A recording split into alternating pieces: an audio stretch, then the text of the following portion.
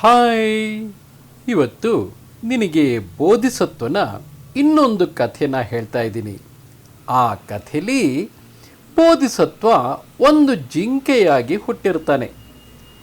ಆ ಕಾಡಲ್ಲಿ ಒಂದು ಮಾವಿನ ಹಣ್ಣಿನ ಮರ ಇರುತ್ತೆ.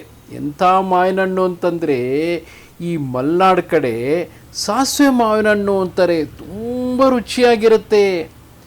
ಆ ಥರ ಮಾವಿನ ಹಣ್ಣಿಂದೊಂದು ಮರ.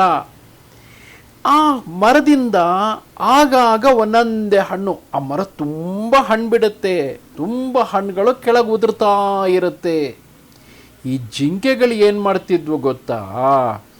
ಆ ಮಾವಿನ ಹಣ್ಣಿನ ಆಸೆಗೆ ಆ ಮರದ ಕೆಳಗಡೆ ಹೋಗ್ಬಿಟ್ಟು ಆ ಮಾವಿನ ಹಣ್ಣೆಲ್ಲ ತಿಂತಾ ಇದ್ವು.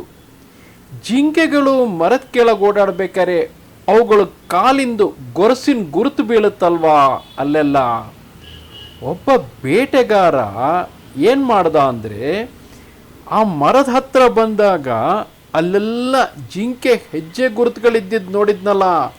ಅವನಿಗೆ ಕೂಡಲೇ ಗೊತ್ತಾಯಿತು, ಈ ಮರದ ಕೆಳಗೆ ಮಾವಿನ ಹಣ್ಣು ತಿನ್ನಕ್ಕೆ ಜಿಂಕೆಗಳು ಬರ್ತಾ ಇದೆ.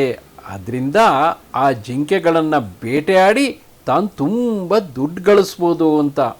ಅವನು ಆ ಮರದ ಮೇಲ್ಗಡೆ ಒಂದು ಮರದ ಹಲಗೆನಲ್ಲಿ ಅಟ್ಟಣಿಗೆ ಮಾಡಿಕೊಂಡು, ಅಂದರೆ ಒಂದು ಅಟ್ಟದ ಥರ ಮಾಡಿಕೊಂಡು ಆ ಮರದ ಮೇಲೆ ಕೂತ್ಕೋತಾನೆ, ಕಾಯ್ತಾ ಇರ್ತಾನೆ.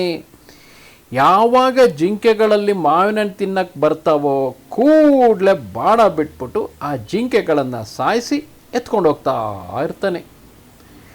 ಒಂದು ದಿವಸ ಏನಾಗುತ್ತೆ, ಬೋಧಿಸತ್ವ ಅವನು ಜಿಂಕೆ ಅಲ್ವಾ, ಎಲ್ಲ ಜಿಂಕೆಗಳಿಗೆ ಹೆಂಗೆ ತಿನ್ನೋದು ಕುಡಿಯೋದು ಮಾಡಬೇಕು ಅಂತ ಆಸೆ ಇರುತ್ತೋ ಹಾಗೇನೆ ಅವನು ಮಾವಿನ ಹಣ್ಣು ತಿನ್ನಬೇಕು ಅಂತ ಹೇಳಿ ಅದೇ ಮರದ ಕಡೆಗೆ ಹೊರಡ್ತಾನೆ.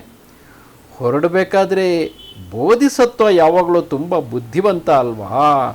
ಅವನಿಗೇನೋ ಅನುಮಾನ, ಈ ಮರದ ಮೇಲೆ ಯಾರಾದರೂ ಬೇಟೆಗಾರ ಕೂತ್ಕೊಂಡು ಅಲ್ಲಿ ಬರೋ ಜಿಂಕೆಗಳನ್ನು ಬೇಟೆ ಆಡ್ತಾ ಇರ್ಬೋದಾ, ಗಮನಿಸಿ ನೋಡೋಣ ಅಂತ ಹೇಳಿ ಬೋಧಿಸತ್ವ ಸ್ವಲ್ಪ ಮರದಿಂದ ಇನ್ನೂ ಸ್ವಲ್ಪ ದೂರದಲ್ಲೇ ನಿಂತ್ಕೊಂಡು ನೋಡ್ತಾನೆ.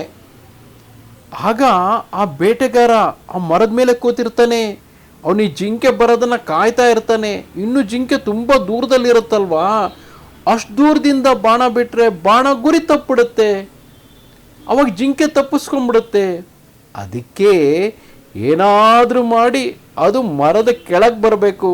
ಹಂಗೆ ಮಾಡೋಕ್ಕೋಸ್ಕರ ಏನು ಮಾಡ್ತಾನೆ ಗೊತ್ತಾ, ತಾನೇ ಆ ಮರದ ಹಣ್ಣೆಲ್ಲ ಕಿತ್ತು ಆ ಜಿಂಕೆ ಕಡೆಗೆ ಎಸಿತಾನೆ.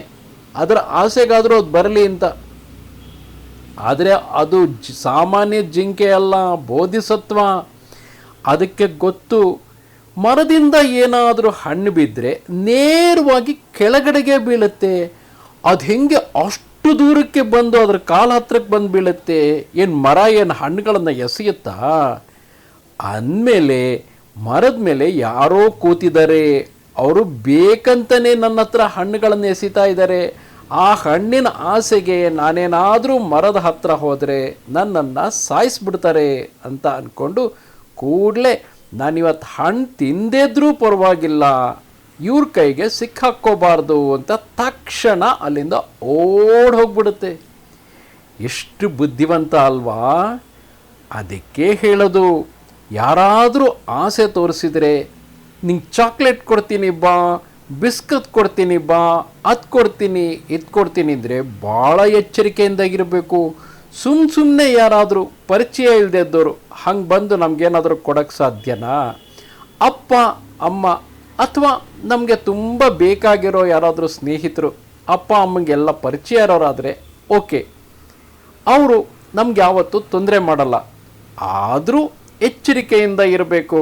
ಅದಕ್ಕೆ ಅಪ್ಪ ಅಮ್ಮ ಹೇಳ್ತಿರ್ತಾರೆ, ಯಾರಾದರೂ ಅಪರಿಚಿತರು ಏನಾದರೂ ಕೊಡಕ್ಕೆ ಬಂದರೆ ಇಸ್ಕೋಬೇಡ, ದೂರನೇ ಇಟ್ಟಿರು ಅಂತ. ಇಲ್ಲದೆ ಹೋದರೆ ಸಮಸ್ಯೆಯಲ್ಲಿ ಸಿಕ್ಕಾಕೋಬೇಕಾಗತ್ತೆ ಅಲ್ವಾ.